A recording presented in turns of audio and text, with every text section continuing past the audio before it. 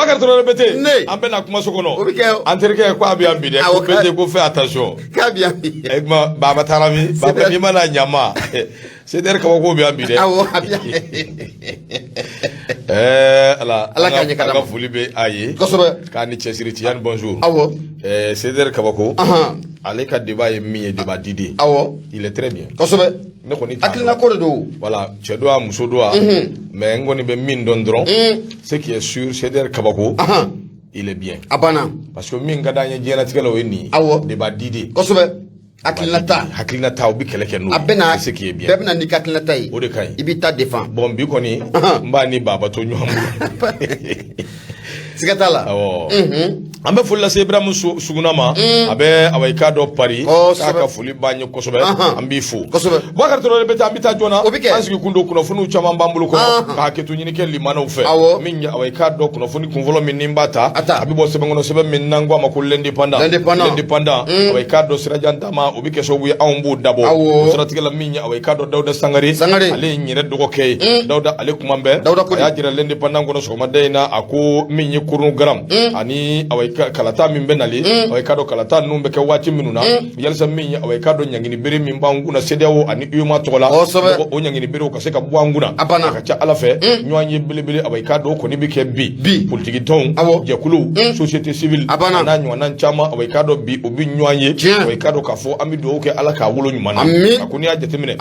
e baye kafo kurun gram de nyini to do min bise ka to kalata minun be ni awayka do lubina ke abike chugo minna ananga politique bunangu ni anga jamana chakeda baw wali minu kanga dula way kado o de wuli ka jonno chesiru o dabotodu ko siratika la minye ministre mimbe na nye shinimbe anga administration territorialement ministre nyi wuli ka joke no be talike gouvernement yere ka kuma la silama no ya way kado ngire to may colonel Ablaye Maiga ay wuli ka joke wuli ka jomi ngorna nan to ma mbido tarata do kalo klimwa ani shegi Ablaye juengaloy Ablaye ne Maiga te fagile sabal sa eto Mamadou Ablaye ne Mamadou be fagile no ye bisa akika do ka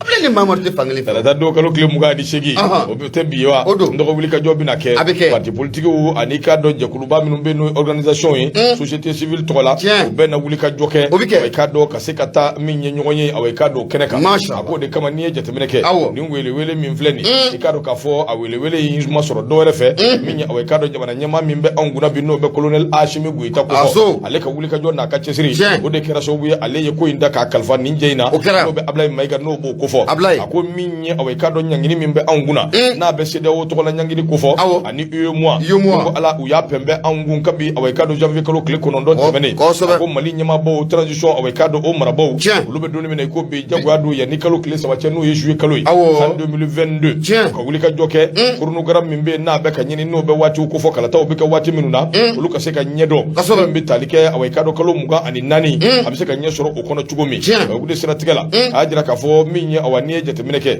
loi électorale conseil national de la transition o kono nana o ko ne kera away ka do fenye femini atemena colonel Ashimi Guita ale fana away ka do jike ka ato FIFA ka to la teme akodi sira tigala mi ni ngo bela jile conseil des ministres min na kera minyi away ka do arabado kalo klimuga ani fulano e juengalo palais de Kuluba minyi jamana nyama ale wuli ka joke ajira ka fo ministre de l'administration territoriale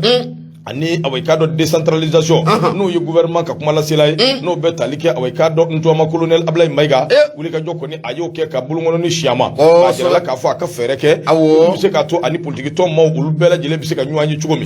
bi se ka to ani société civile u be se ka nyuanyi akili no bina falim mi ngel mali minu kanga ke politique bunago ani ka do jamana chake da baw ani ka do jamana ere kurno garam mimbe ni kala taw bike ka nyeshi uluma akodi kama jelsa bara inga se ka ke de l'administration afana wuli ka joke akanga fonfa min wele ayo lu bela jile wele min bi se ka to bi nyuan soro ako keneka sabu ko imda bombe min gama do werete ko shika na fo ko zimborala shika na fo makanyira nyenwe beka batiri nyuango benga se ka ke kula bi yetratai trata do kalo klim ga ani shegi 10h wati ni ala sona ma ko imbela jile abibla bala bara numbi na ke away ka do numbi na do o sirafe sirika ba ko ako ni jetemine ke ba e ka fo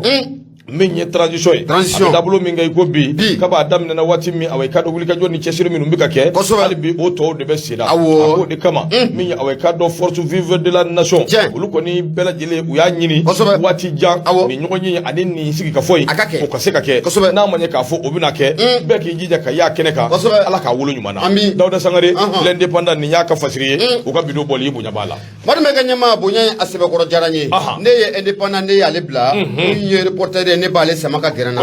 ya boko keme duru ani flaye ka be juin kalo kile mugwa ani sheki ma samba fla ani samugwa ani fla abena tanyama ye dole villa ko ni nye samfla la kana nyiningal ke dole abalane udo sigatala munye Ousmane B Maiga akumada de ako jone be feka siga do munye transition akonna la jone be feka ni bembalia ye transition marabago ni nyanchela ula munye Ousmane B Maiga ako ni ya jitemne kalaje anka jamana inkonna la me domina kombi ko munye jamana mamunu meka jamana ninka abuja ani jamana jugu uye feren dabali bela jile sigi senga munye transition ye abeseka daji tugumna ibe na ka fa ku ye sira chama ko boli u bolla sira chama fe wala samunye malidew dana ya munno oba oni fanga marabaw ni nyanchala la bi dana ya misika bo malidew ni fanga marabaw ni nyanchala la tugumna nga nuna ye ka fa ko oshima no like o sabiga munye malidew ni kale ku chien munye jamana fama no be colonel Ashim ko ta ko fo amani bolo do fe na malidew nya ira ka fa ku uba ko ula ko munye jamana buruja klaw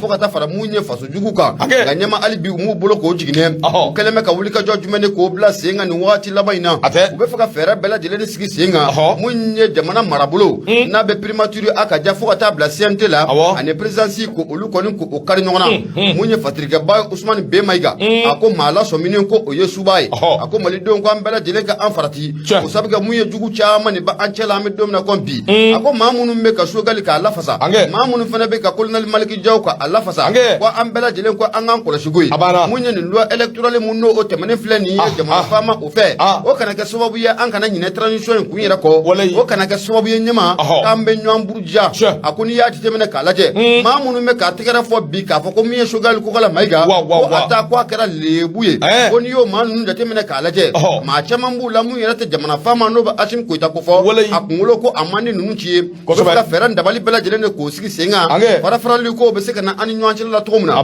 munye Ousmane B Maiga aya ira ka fo ni sariya munna talen flene na be loi électoral ko fo ayira ka fo ko ni sariya ko abena bolike mu transition dro urika na manya ka fo ko abena bolike mu transition dro uka anga feran da balike amsika bo transition ko na la to muna otita abada fanga mbolo du nyama anyon si on blaka ambolo ko odi nyama patrick baga fola ako mu transition ami domna kombi ambala jelen ko ninga laini ne mu transition abisika ke lafia la to muna mu nye président mi sekana sigi président munanga mako président démocratiquement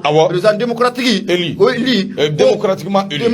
élu ko président kana sigi président munno obe taliko oka ko yam bela jelenga laini munye fatrike baya akoni nte wati munananga nga joro ko onyini wani nte wati munananga nga nyom burja ye wati de anga je ka faranyonga ka anteka di nyoma usabga mali de bela jele ko dale mala me domna ko bi munye transition marabawe ko faso nga nyata ko akaduye faso nga yiri wa ko akaduye ga munye ko anga faratire munye alibi ko jugu kuba ansengoro ku kana na feran da baliti ka senga alibi ka an yera ka anfanyongo na foni flani anya sama ka bo le reporter ale konnala Ousmane B Maiga ale samani ngala nyema ibunya obala ndogo nura FM bi kono do ninani to mi murumuru duru siku ba akuma mbese be ngono sebe minangwa mako info matin ndogo transition minishuma kamanda abla jobu awaikado ka ma abla dagirindala ako ministry mimbe anguna mimbe aunga jamana ani jamana were ko nyewu awaikado olunyene bolima abla job minya awaikado ayajira ka fo Mali aunga jesengi ko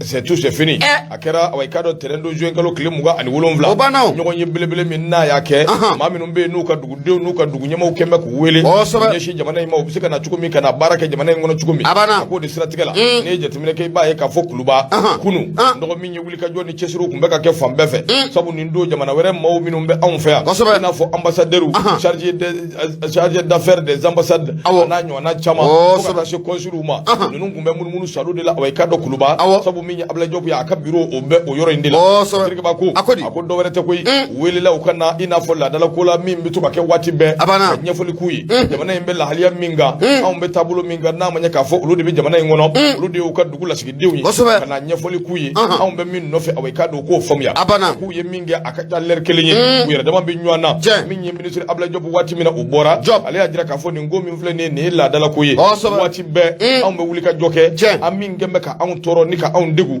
an bo fo an be min lanyini an bo fo awai ka do mali yere kuna funi jonjo minum ba kono an bo duma sirke ba no minye awai ka do siguba ya jira ka fo Ablaye Diop wati mi avec na kuma info ajira ko lu ajira awai ka do ni mfaso de minumbe e jamana were de minumbe an fe ya jamana utola ale ajiru la de minye transition wuli ka joni chesiri mimbe no be ka ke ani wati mi msika to transition bitanye e ka do mi msika to jamana bi bo ni ngele akono mi msika to fana gerende mimbe an dala abe wuli ka bo an dala akode kama minye awai ka do Ablaye Diop akuma la nyini ukonnana wuli ka jokera anyi kalu muga ani nani anyo di ka jiru la ka fo awai ka do sikatala amboke o temenengo kaboy minya awai ka do o ye transition wati o bolingo minya awai ka do wuli ka jobe ka ke anga constitution kura no e sere sumba kura ma minu mba sebe ulu ya bara damine ka ba sente odongo ulu jera ni sebende no be loi electoral ko fo ashimi yo ke awai ka do c'est tout c'est fini ale yo buluda kura min bala o de autorité indépendante de gestion des élections eji awai ka do o fana bina sigi singa ako ni mbete menengo ka boy Ablaye Diop ya jiru la ka fo minya awai ka do an ni CEDEAO ambe la halia minga awai ka do Ablaye Diop yo nyefui CEDEAO ya nyini minya awai ka do mécanisme de suivi no ye tonga sigi mimbe awai ka do jetemeneke ani chronogramme ko ani mbara fembe fle ni mbebi ke awai ka do ko kelenye wati na taw konna na wahala me sirke ba ko akuka ni nywanye ba min no kera Ablaye Diop ya jira awai ka do ka foko ale ni nuni nywanje ulu ye fendo de clan fe minum bi talike jamana be lahalia minga ani kuna funi minum bi jamana konnana ya Allah nyini chugo bela jilina jamana nyamaw ye ni mbara minge aka keso wiye CEDEAO fana ki jaga sereti aka hakli soro kalo kile saban nata min bi se ka to akara jamana kangele min be awndala no be gerente ko fo gerente abse ka wuli ka bo awnga ako temenengo ka bo min be talike minisuba ka manda o kuralika an yella nyini do dike la nyini minu no kera conseil de sécurité des nations unies mo fe o la nyini kolo girimba do jimay fode ka jira ka fo ambi jeni fen jamay ka fo nga sangulo wati be barkan ka avion kana do akono bo chugo min gadui ka wuli ka joke ka panchugo min gadui ka tro sharia tu bulo fo denglente nyini ako haka jammi nyere nyini ne dude o de barkan yere kana se an fe barkan ko yere bana abe an nga passer de kono jango to ka pangulu sirke ba ko ako awai ka do min Ablaye Diop aya jira ka fo kuma nyugo ya mimbe ale ni Nations Unies mo ni nywanje ajira lula ka fo ko alhamdulillah minye bargan ko kuba anyo min lanyini o bogotira ka bo sebe ngono wa o kera koye ko min na bana pewu sirke ba ko ako hali bi minye Ablaye Diop aya jira ka fo awai ka do o ka laje o be droit de l'homme ko kuma min fo adama de ka hake adama de hake ni awai ka do adama de mangutulu minumbe awon bo do amena koy o ko bo politique sira kono o de nywande ko fere ani dabalike o kana ke bara min bi ke sowye ka jamana were de nafa ka jamana were kuma bo min tem malikoy ako bole ngoy G5 Sahel an gumbo fana conjugué de passé là G5 Sahel ko bana sabu an ko ma fembe ba kono anya be bokoti jaw ka be bo kono abdu min ko bi ambassadeur u tokola awai kado ma do be no ye adi Shebli Palestine awai kado ambassadeur du ale wulila ayajira ka fakulu ni son jara ko sobe bara minu ngelem fleni haklina minu dilem fle e kado ku ni son jara ni son japunte dore bara ka ke aketugo nyumana o lubu to la katashi blake ma keme anima biswani flami be no lundanyara katashi blake kanyeshu ulu bela jilima ko u fana dambala ka foni ala sona ma jouer kalo clé saba ndo mi CEDEAO mo ye ani uemwa ku na hakli soro mi mbise ka to ku abise ka noya basiri ka ba ko ako bete menengo ka boy aye awai ka do wuli ka jofana ke ma do be no Bart Evry shubato mauka awai ka do lasgi dedu no be Union Européenne no bo ko fo ale ko bara mingera ka nyana ko sobe ulu ye jete meneke malika lahalia anaka tabulu ko u ya ke chugo minani ikaro ka fo kwa jara ulu ye wa bena uluma ni ko ni mbike sobuye kurnu garam yere mana boka ba ka malik gera CEDEAO to bela jilina ka to CEDEAO kanga barake wa ko CEDEAO ere damate ko pali nya awai ka do Europe jamana to ko ni mbike sobuye ka malik gera ula saluguba ni ya ka fasire informateur do ko bido boli ibunya bala Marma ganyama bonyanyi asebakoro jaranye. Soit de Bamako neba ale samaka gerna. Niya sama mamu shabale ndo kumale ndo akono. Ode laya jara. Laya jara. Ako kwanga tamunye Senegal. Senegal no kofora ate maksal ata alega dugu kofoa. Ebe na eka foko munye Mali musulaka munumbe ni wati na Senegal ka ofe. Ani munye Senegali musulaka u. Nyema ku farla nywanga ngoi. Faranga kunte dore munye amarko muno talemeka anga jamana nunu ninka asegre. Amarko besika wulika bo anga jamana kantumna. Muso nunu ngoni farla nywanga. Nyema ni gele na aduna du kona la. Ma fala muno ba kolla soro oyambala kawe. Ore kama munye amarko munna taraka anga jamana ninka asegre. Ni akli bala kabi jambe kalo kule konoto samba fla ane samuga ane fla. Sidao maufe. Akara sobabu ni gele achama kana noye anga jamana kona la. Ani ankre fe dugu na be Senegal kofo. Aka jafo katabla muyo Côte d'Ivoire jamana na. Akara sobabu ni kana ni gele ni mbela jilo okona la. Na manya ka foko bolo mana funu abeda tigide koro. Munya ambala ka yuzule kwa niku uda. Mali musulaka munumbe ni wati na muye Senegal ka ofe. Uye wole bla obana muso munu lube Senegali. No be nanga defu kofo.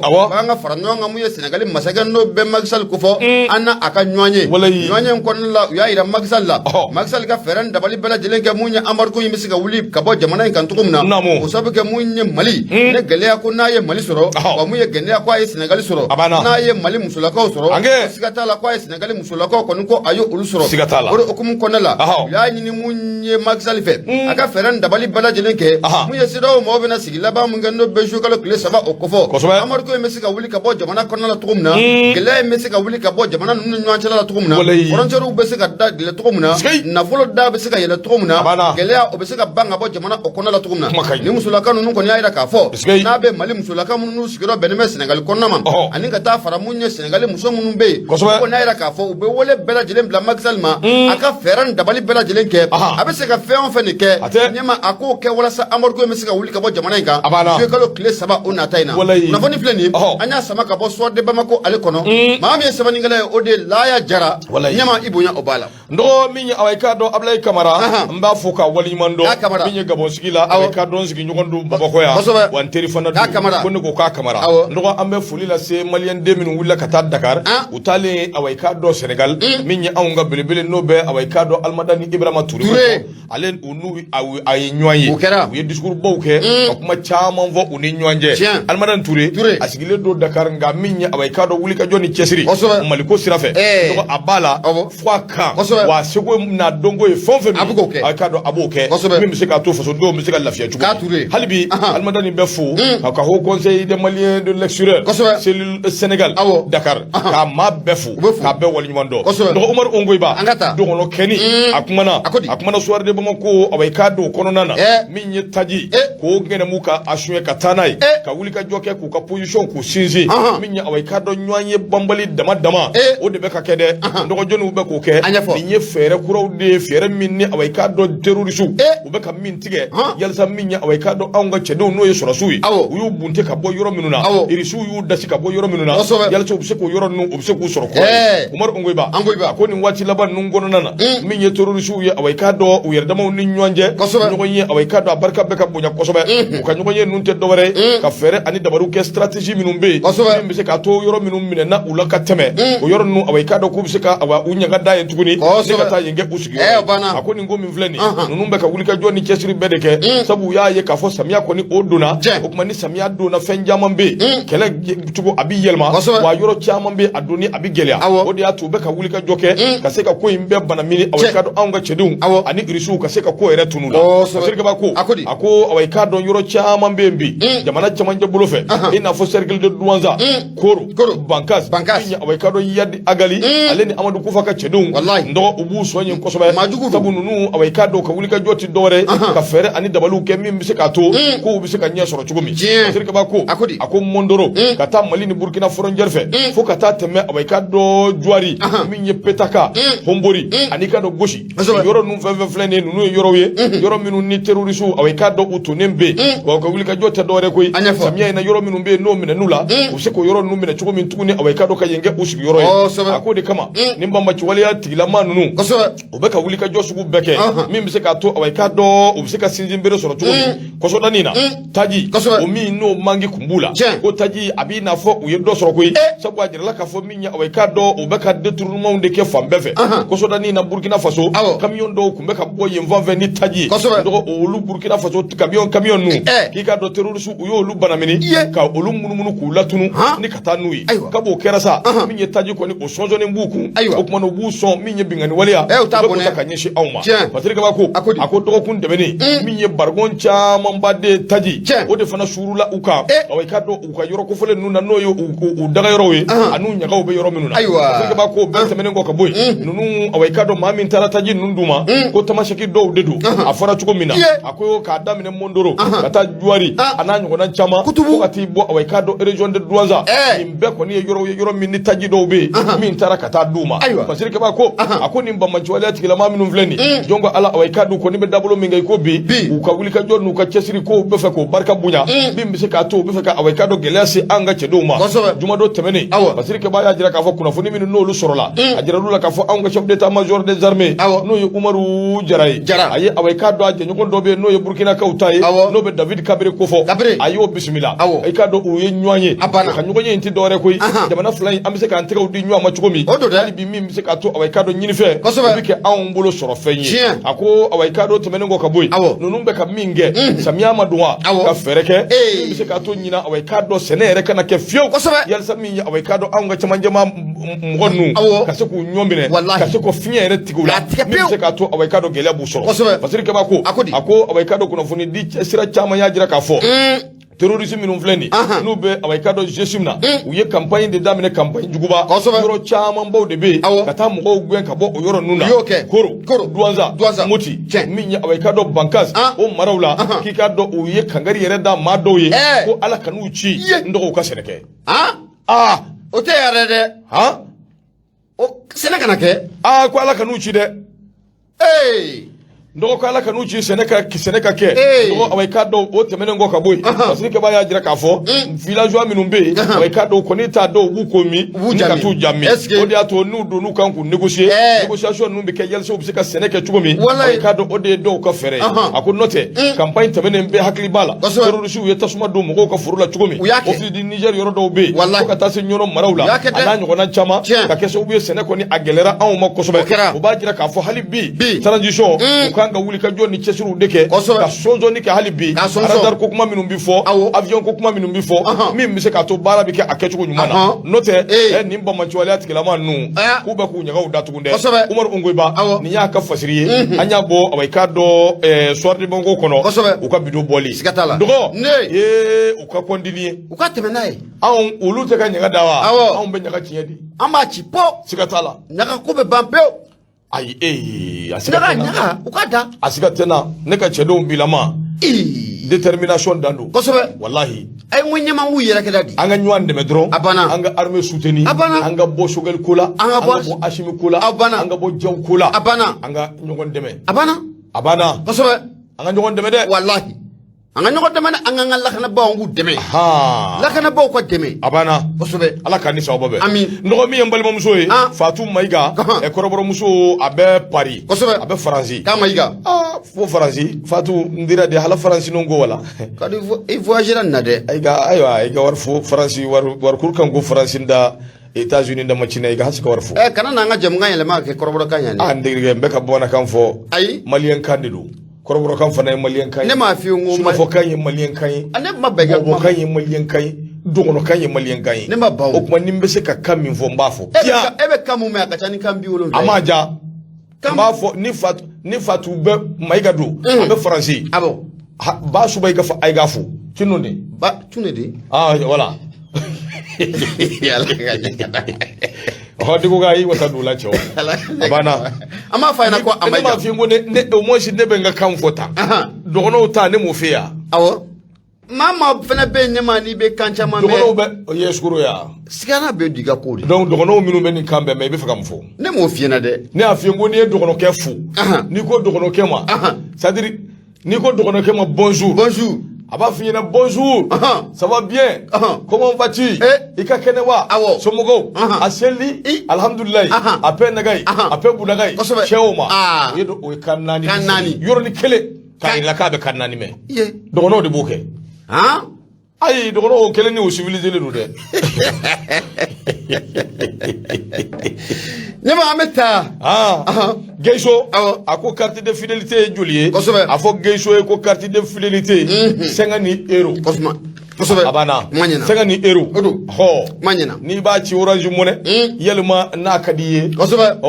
Toko rebe ci mai ba ci. Abana mai toko farala jamaka. Angata. Kuma Geisho anga fuli bi. Kaso. Ho. Nyama ameta. Indicateur du renouveau ne ben bolo do mbeboni aye. Maso sumi ko ka fuli bi intergado. Sumi ame simi amba funu watina. Sumela koni. Kosobe. Awo intergado. Awo. An famana dia wari soro damne na tunna. Kosobe. Awo maso e wari soro tunna na. Ni wati nga gele manso ma de. Ya ide. O ta subiye de. Ngo ni jigina samina wele ka juru tabulu. O se ka ke note. Wari ba kunde. Ni wati nga gele manso ma de. Transition clé la ka muso furu, muso kura furu. Wari ba. Ka mobile kura soro masonge. Ni ye muso kura la ko wari ba kun. Wari be koyi. Wari ba kun. Do bi subi kunde. Ne ra koro nyigine ndu. Abana bismillah ngata. Kosobe. Ni ma meta. Binu keta anga folibi. Ka keta. Indicateur du renouveau ne be mbolo do mbe boni aye. Bismillah. Benata nyama mamu nga sarakati na bora bundeli kuga. Bolo nyangale meto asanfe atsigata. Ata ni ya ta saraka be mine yela. Munye igrate dumia akumara indicateur du renouveau okono ako ni fane gelea belebele bismillah munye jadi suyo bika gelea taninga dugu doko osegere dugu munanga mako farako ani munye mama daga ko miye tero suyo uko ni yayi ni dugula donfe uka fere bela jelenke uka dugu ko fole nunku ka blade ko note ko nu mabla nyama ko karako abu usro allah akbar atriga baka fola munye igrate dumia ako ni yaji timina kalaje anka jamana en kondala munye tero su nunu mega ke wale do fane ko ken wati labanu na abika manufu ngonu ko kamana ko gan ako munye kelen ko adamine na anga jamana koran fa fanfe game kom domina kom bi jamana chamanche bolo fe ko gela belebele ko obo kona la de moti aninga tabla munye segu yan fa ula kebe na ka ko munye dina marfatiki nunu na be jadi su ko fa uye mamu fa ni yoro nuna nyama ko adago shika boko sobe na be civili bola ko kata fara munye sura shi fene ko obo ula munye fasirike bay no de igrati dumie ako munye bamanchi nunu ya don ka fa ko malidon an farlu nyanga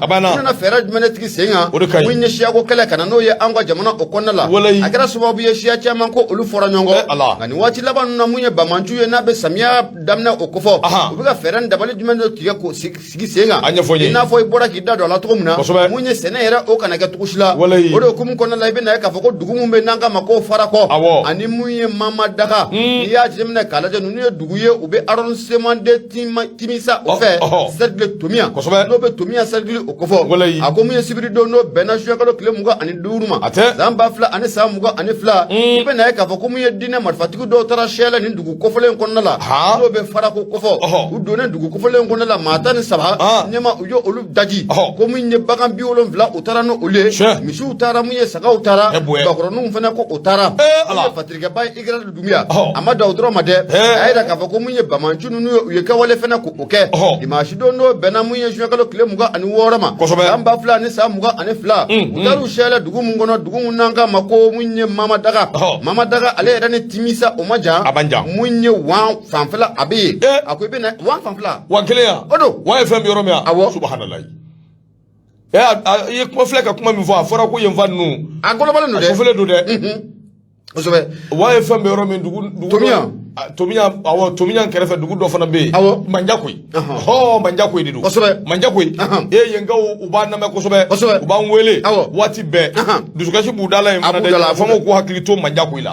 manjakoi ka wanga fuli bawye ala ka ukushi amin tomiya na la mini be ala ka ukushi nyama ibi na ka fo wati munanu ushurla ni dugu ko fole nkona la no de mama dakaye ye mani fimu ni ngo ningana ko kraba e ka beti jo maworo onyona ula utarani bagon fene ye mada odro made uklela ka nyine dugudon fe aye feran dabali bala tilen ke aka bo dugun konna la note na antara ka singa asura dugun konna la ma fa irafa patriga baga falando igata dumia akomu ye duguma ko ni usebe ko rosirana ye feran dabali bala jelen ke ku magara yoramuna yoram dugumun nanga mako timisa ani dumangi nyama fuka tabla muye gangala ndugun numbe muye wa kele fera ula munye ndugula de nu ye feran dabali bala jelen ke ku ugera o dugu ko fele nunna Patrick Baka fola ako munya amara ba ko ka wuli ka jodo ko bla senga ni wati laban ko nala o sabe ke ni dugu ko fole mun flani na be fara ko fo ka ta fara munya mama daga ka dugu la den chama be be na ka fa ku u bolo sira ko o ye senadi na ma ya ka fa ko samia ko ni ko ayi kumba ka ba ni dugu la den nu ko u jorolendo ba manju fla ka ladilika mun ni ko lase ulumata ko aye bo ka dugu ina ma shikana seneke na tara ka senga mamu sorai ni ma ko mamu fa ku irafa ko maraba ko wuli ka jo bela jelen ko bla senga ko kibado ko nun ko o sorola kayira ka foko bamanji mununu tora bingali ta kan dugu ko fole nun segere nyama ko abeta ma mungwa nywana la ko manunu ku be moto kan ko ani mobile fla ko obu bolo ko ka bara dugu nun kene nuni na fole fla ni anya sama ka bo indicateur du renouveau ale kono ti grata dumia ale sabani ngale mar maga nyama ibunya o ndo sigata min na minya awai kado chedo mbetu numboy tazule dai ni alaka jey ni ala sona ma baraw de bikake sabu recrutement jama o bakake minye kele nyedo jamana inga bo afenzene do o dai ni kibi jamana indugu mada do ati jate ka ba effectivement be tableau minga fere de ka sonzo pour former kanye mimi se ka to awai kado be tala kana luke ga halibi anga nyogon deme anga hakrina nyumo ni mirina nyumo anga ludi nyogoma mimi se ka to jamana bil lafiya minye awai kado shirfu kanuba minye mamadou ye anga fuli bay binu keta ambi fo jibril awai kado jibril anga fuli biye awai kado adunis DG Traoré ka fana fo ka wali nyumando big awai kado ni maga anga fuli bay ndo Nouvel Horizon ale kuma mbe ambi ninda ambi soro kata suku Nouvel Horizon akumana minye baba dambele ale de kuma mbe Bouakari wala ndo ifana ifana binyini ka jugani buraisa angata ndo miya awai kado bado to ke ka magwan ube tabulu minga o donedo kuma na sa baba dambele ambe awai kado kuma na ni watina baba awai kado akuma na Nouvel Horizon kono ako awai kado ndo anga malibla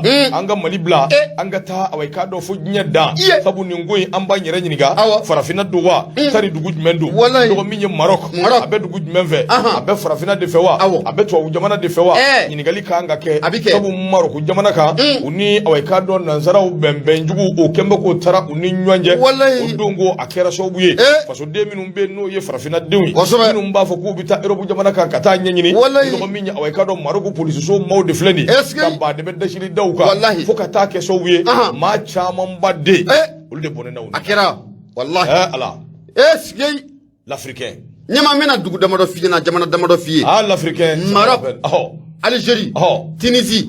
nunu yɛrɛ tu yɛrɛ kɛ farafinya bada sigatala ni ya nunu yɛrɛ ɲininka o bolo nansaraw de bolo fima me fan fa amanu ye ndo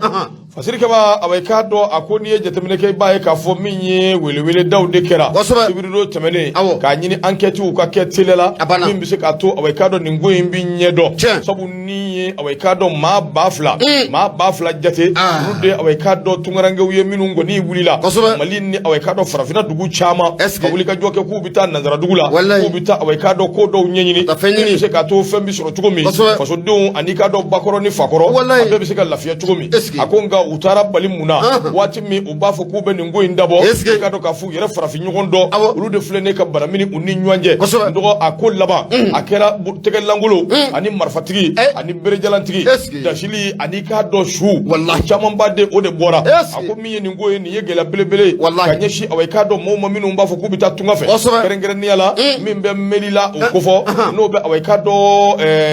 Maroc tedi Maroc jamana awai kado o fanve patirike ba ko ako maminu be nulu be sariya tigila mo ko fo minu be adamadiya ka hakel la fasa lu ko ni chaman be udabali bana mawra ni mbise ka ke cugodi anga fo mawre ni ngananga anyira farafide damo anga ni taka nywan segere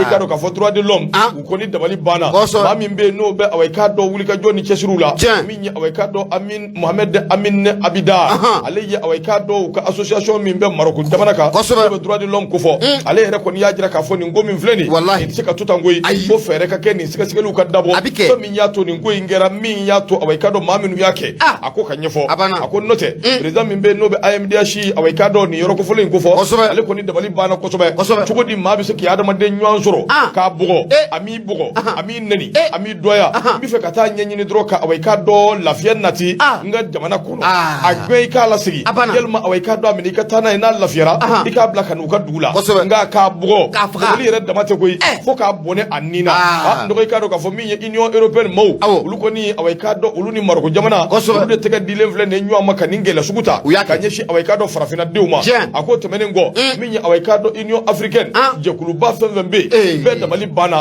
bɛɛ kumana bɛɛ y'a jira k'a fɔ ko fɛɛrɛ ka kɛ nin ko in na joona nin ko in ka sɛgɛsɛgɛ a ka lajɛ ji ɲɛma jɔlen na fɛn min kɔni kɛra nin ko in sababu ye o ka se ka ɲɛdɔn farafinna jamana ɲɛmaw caman olu kumana u ye fɛn caman fɔ o de siratigɛ la a jirala k'a fɔ min ye Musa Faki Muhammad ale fana kumana kosɛbɛ nin ko in da fɛ Union africaine awɔ i k'a dɔn o tɔgɔ la dɔgɔ nin ko min kelen filɛ nin a fɔra ko Ivoirien dama min b'a la a bɛ taa Ivoirien 203 jate la min ye awɔ i k'a dɔn tɛmɛnen kɔ Sénégalais o bɛ taa 45 la min ye awɔ i k'a dɔn Camerounais o 38 Burkina be o 27 Malien de 18 awɔ i k'a dɔn k'o de bɛ nin ko in na min ye awɔ i k'a dɔn maa 2000 min filɛ nin n'olu kɔni y'a ɲini k'a fɔ k'o bɛ taa Patirikeba ko a ko awɔ i k'a dɔn hali n'o y'a sɔrɔ anw ka gouvernement a ma fɛn fɔ awɔ i k'a dɔn ka ɲɛsin nin ko in ma fɔlɔ bɛɛ sigilen don k'a lajɛ sabu nin ko in min filɛ nin a kɛra mawulu ye a kɛra dabaliban ye a kɛra funteni ye a kɛra dimi da ye ka ɲɛsin awɔ i k'a dɔn Maroko jamana ma fɛn min y'a to olu sɔnna ka nin waleya ta ni ka awɔ i k'a dɔn farafinna denw sɛgɛn Fatiri filɛ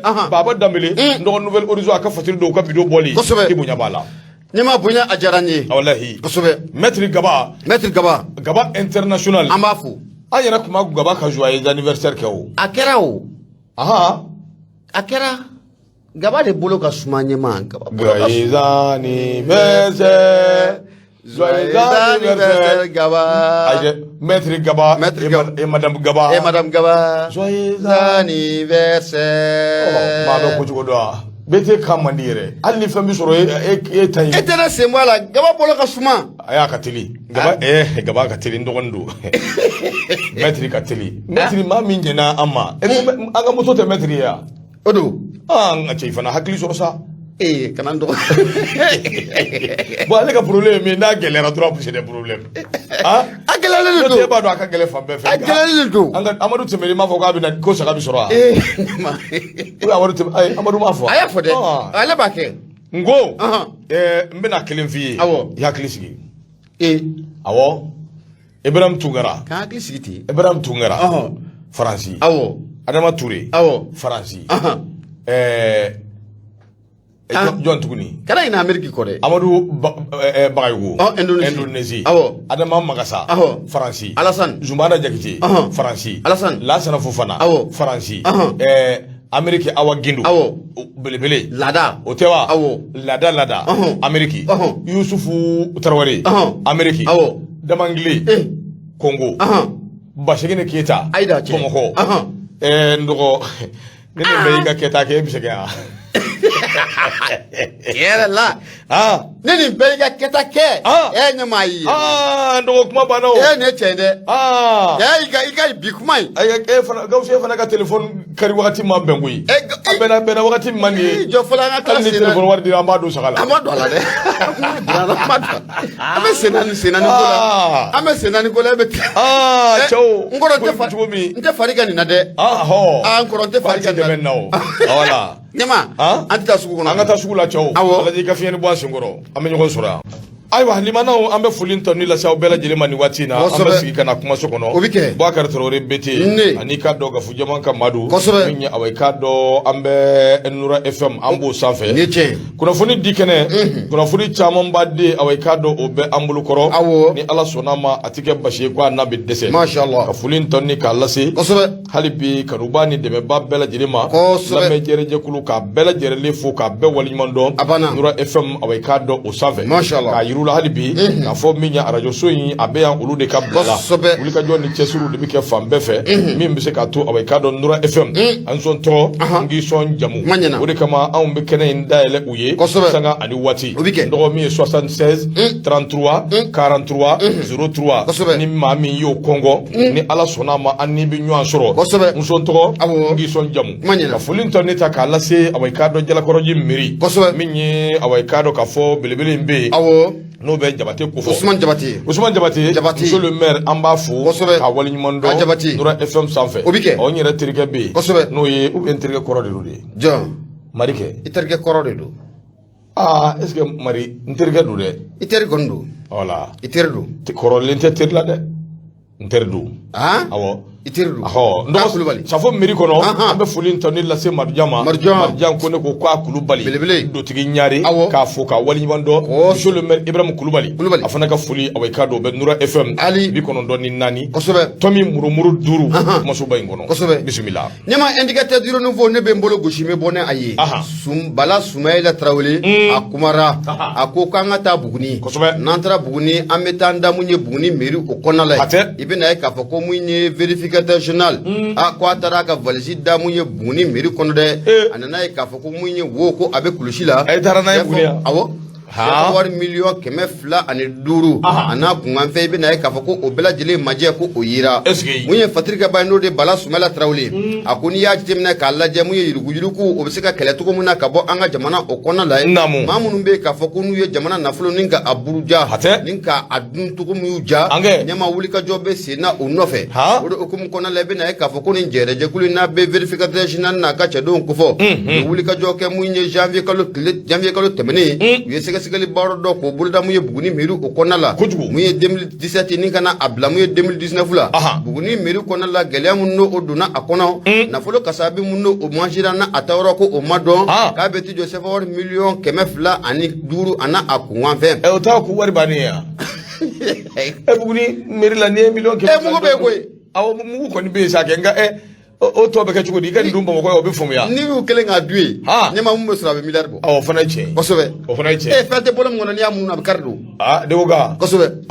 mun ye Bala Sumayila Tarawele a ko mun ye Buguni mairie kɔnɔ n'a ma ɲɛ k'a fɔ ko mun ye vérificateur général ye a n'a ka cɛdenw u y'u sɛlɛ o kɔnɔna la u nana ye k'a fɔ ko mun ye Buguni mairie jaja a bɛ maracogo jugu o kɔnɔna la a dugukolokow k'u sɛbɛkɔrɔ ɲaaminen o don wa i bɛ na ye k'a fɔ ko mun ye nafolo dɔw yɛrɛ bɛ n'olu kan ka taa mun ye mairie kɔnɔna la ɲɛma ko ninnu bɛɛ lajɛlen ko o ɲaaminen ko o don mun ye mɛtiriw ka sarako dɔ bɛ yen ko o fana ko o ɲaaminen don a ka ja fo ka taa bila mun ye magasin minnu bɛ yen n'o olu bɛ louer kɛrɛnkɛrɛnnenya mun ye autogare kɔrɔ n'a bɛ Buguni autogare kɔrɔ ko fɔ a nana ye k'a fɔ ko o location wari ko o fana o ɲaaminen o don o tɛmɛnen kɔfɛ ka bɔ yen k'i bɛ na ye k'a fɔ ko mun ye dugukolo dɔw bɛ yen k'olu feerela Sirokɔrɔba ka dugu tɛ professeur Musa Kɔnɛ ka dugu tɛ awɔ nka n'i ma fili a maire ye Mamudu de Mamudu ayiwa bisimila an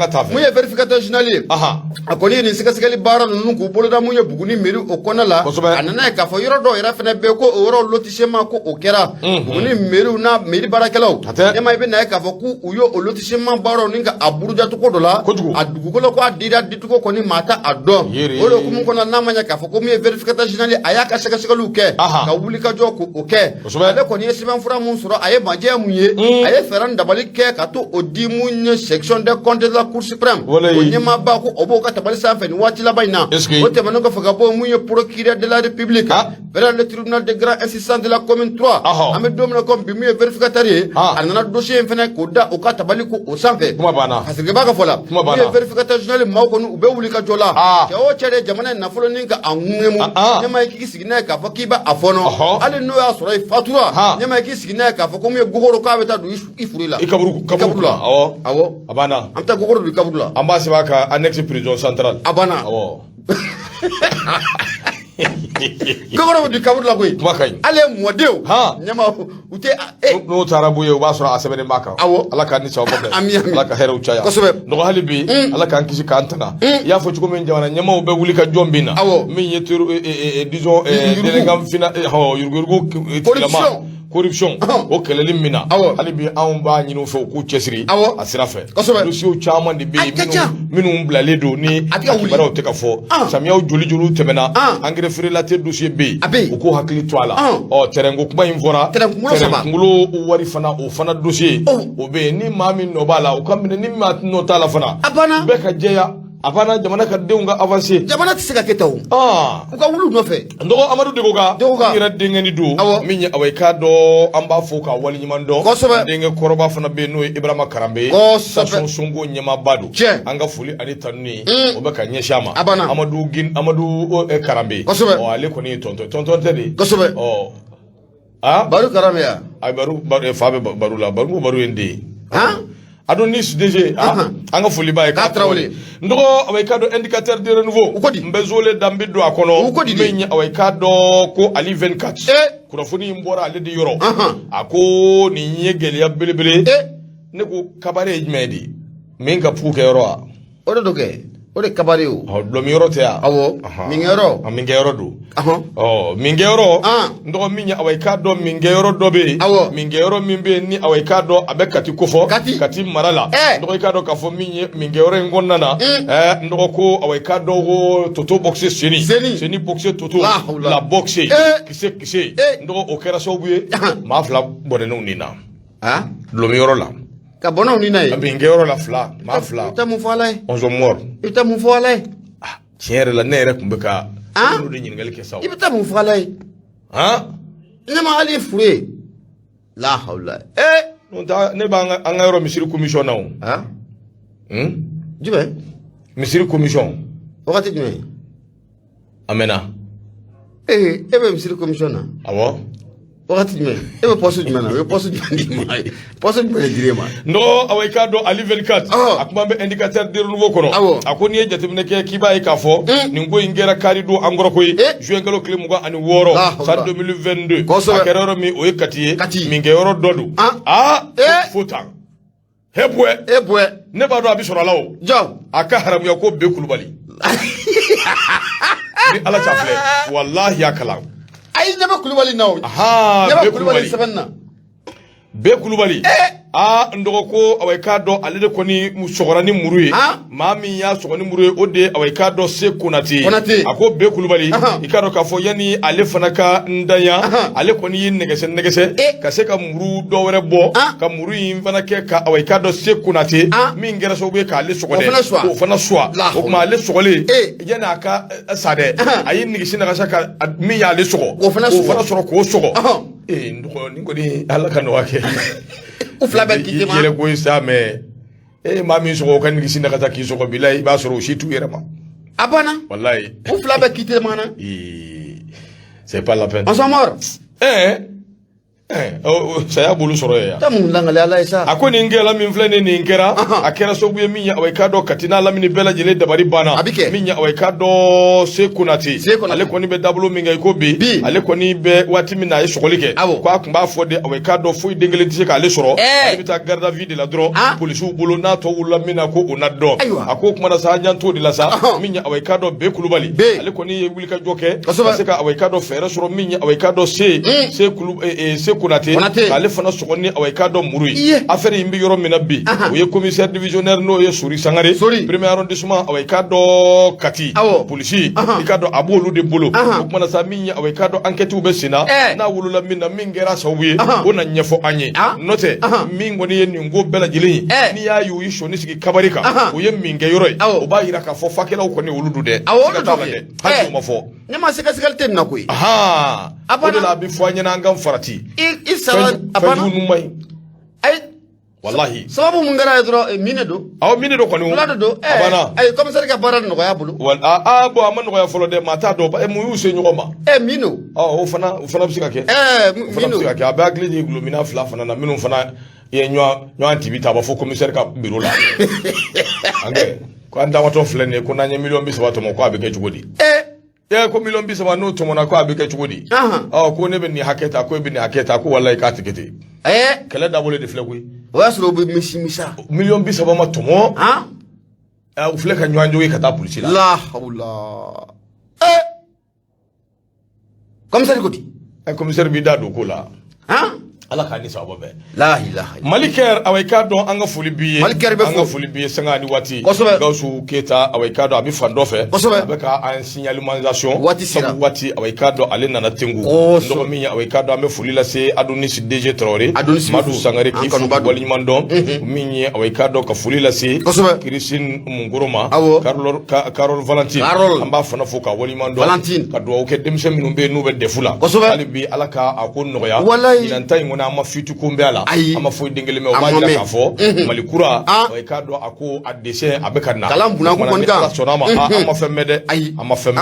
ama fo me o kuma na bi do ke ali bi ala ka ko bela jile no ya ka fulin ton ni kala se kanu bani de me ba bema ka yurula ka fo fando fe mi o ka do kuma so ka ko bashigine keta biya ne anga fuli bai bashigine keta abiya el haji suguba samaki pre auto e ale nga chorbai nga chorbadu nga fo ka wali mando jibril la anga fuli biye tiens Shaka jakte jisoni ni wati na ma fene fo wasogole mana Shaka be kan laja Shaka yimi ndogondo ani teri do ndogondo ma bi donde mfana ba donne on se connaît Shaka bi don chugomi masermo bi donti mfana bu doni ne beni flabeto boy ka do fone luka mfana be masermo ani Shaka yimi fo mbofo aisa ko kunte tia kuntiki de ko mona me anga na kiti anga ta anga atema anga bita enfrano ndoko jije soni Shaka awekado amba fu ka wali mando sono ko sira fe minya awekado kan nimisi wasa soro afo Shaka anga fuli bai ndoko ka fuli la se awekado afo jije afo soni Shaka ote o mana ka fuli la se awekado artiste tout terrain ablay Keita ale de kumbeka kuma so koloshi ale kere fe minya Amadou Degoga oro ke fama Amadou Degoga amba fu ka wali mando fuli la se Gausu Keita ka so de fer anga fuli bai nego kumba ale de bulo minye Burama Traoré jobere amu kamara modi afana kumbia minye awekado Mamadou Sanogo amfande kuchala abekati anga fuli biye nuru sisoko ka afana fu ka wali mando kandem ulali anga fuli awekado okbeka nyeshima abu safune ka kene toro fu itala ndoko awekado foli ngoro to e dala magay ni ala sona ma jouer kolo klita ani duru radio Nura FM seli ma teme sanwosa wuli ka jobi ke minye awekado nu de baze obe buluda na nyinantai nu de baze foli duma keyoro awekado seli ma teme juma folo min bidaka Nura FM kan nu de baze abike awekado ping club la ping club fle princess Ivodrom Ivodrom ba dalay ni sera duri be ping club yi ken inverele do wa sumaya ba kono ven duma ndo ikado ka fo ping club ta ya dai ma seli ma tebe juma folo fere bi ken ala sona ambita ping club ananga furgo bitay o fara temene ngo ni ala sona ma le 30 radio Nura FM ambe yi awekado keneka kene mimbe nango amako salon de media shinikene ta abike palela alhamdulillah barkalay labe on be kasabati doni halibi ambe limanaw deme duwula ko ba fenfe manake Nura FM na ma ya keneka alaba ambe ju anyere la alaba ambe ju anga auditeuru la ga ala no lu barka Nura FM minyi salon de media ndo ambe ya keneka obike ala sona mashallah shinikene abidamene premier ministre yere bita keneka akacha alafe jedido ami nyon soro yi minye gafe habitake palela wuli bali oyi ni ala sona akacha alafe anga di alama ni ala sona habitake maka kanubani de me ba befo ala mejere je kulu bela jilen fo ali bi ukan sama duwula min bi se ka to Nura FM bi se ka sana ele soro min bi se ka to Nura FM be to duma soro to ma min la gushite min ko ala ko no ya ka befo ka be wali mando bo Traoré beti gafu jaman ka madu maiga maimuna tuddi ni ala sona shini eni ne nyo asora ya minya abu safune ndo ale be defu surveillance lubu la folo le defu la bana kuma mi jedi o na le bi nyo asora ya be fuka be wali mando Amadou Coulibaly, thank you very much akande akambe inshallah